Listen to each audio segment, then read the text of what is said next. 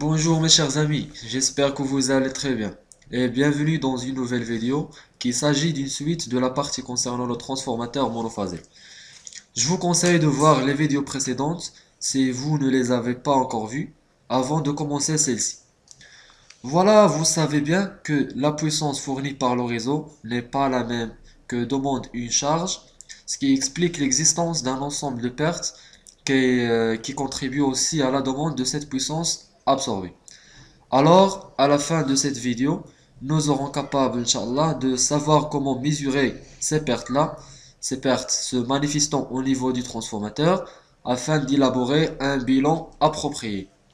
Avant de quitter cette vidéo, n'oubliez pas à laisser un petit j'aime, n'oubliez pas à vous inscrire à la chaîne en activant les notifications pour être sûr de ne pas manquer nos vidéos. Commençons à la barakatillah. On constate qu'à la puissance utile fournie à la charge, on ajoute les pertes sur lesquelles on a parlé précédemment, et qui sont les pertes fer ainsi que les pertes par effet Joule. Ce qui implique une puissance absorbée se calculant comme suivant. Voilà, la puissance absorbée est égale à la somme des pertes, les pertes fer ainsi que les pertes Joule, au primaire ainsi qu'au secondaire bien sûr, plus la puissance fournie à la charge, ou plutôt la puissance utile. À savoir que les pertes fer, chose qu'on a vu précédemment, on peut les diviser en deux, les pertes par hystérésis ainsi que les pertes par courant de Foucault. D'où la notion du rendement qu'on prend égal à 1 s'il s'agit d'un transformateur parfait. Et puisque ce n'est pas le cas, ce dernier il est inférieur à 1 et il montre, si l'on peut dire, à quel point la puissance fournie à la charge par l'enroulement secondaire est proche de celle qui alimente le primaire. Voilà, maintenant, allons savoir comment déterminer ces pertes-là, ou plutôt comment les mesurer. Et commençons par les pertes fer. Pour déterminer les pertes fer, rappelez-vous que nous effectuons l'essai à vide sous une tension nominale au primaire, comme le montre le schéma suivant. Puisqu'il s'agit d'un essai à vide, le secondaire étant ouvert, le courant le traversant est nul, ce qui implique des pertes par effet Joule au niveau du secondaire qui sont aussi nulles.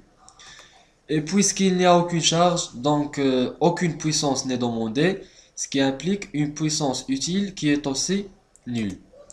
En prenant ces deux résultats en considération, la puissance mesurée dans ce cas, ou plutôt la puissance absorbée, ce n'est que les pertes par effet Joule au primaire plus les pertes fer.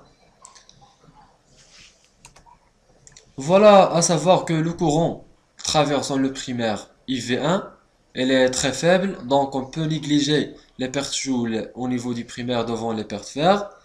Donc en effectuant cet essai, on peut mesurer seulement les pertes fer.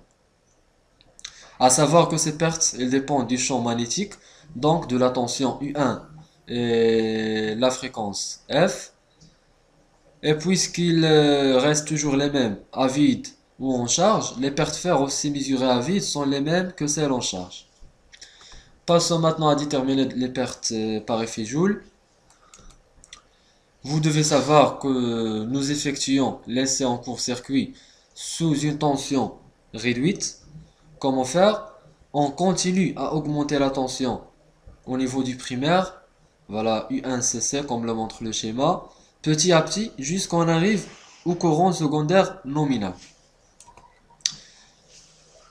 Puisque la tension U1, voilà la tension au niveau du primaire, elle est très réduite, ça implique que les pertes fer, on peut les considérer nulles. Pourquoi? Parce qu'on a déjà dit que les pertes fer, elles dépendent de la tension au niveau du primaire.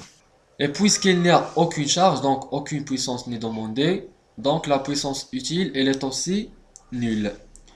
Voilà, en prenant ces deux résultats en considération, ça nous donne que la puissance mesurée, ou plutôt la puissance absorbée, c'est la puissance demandée par les enroulements, si l'on peut dire, qu'il s'agit des pertes par effet Joule. Ou ce qu'on appelle aussi les pertes cuivre. C'est comme ça on mesure les pertes au niveau du transformateur.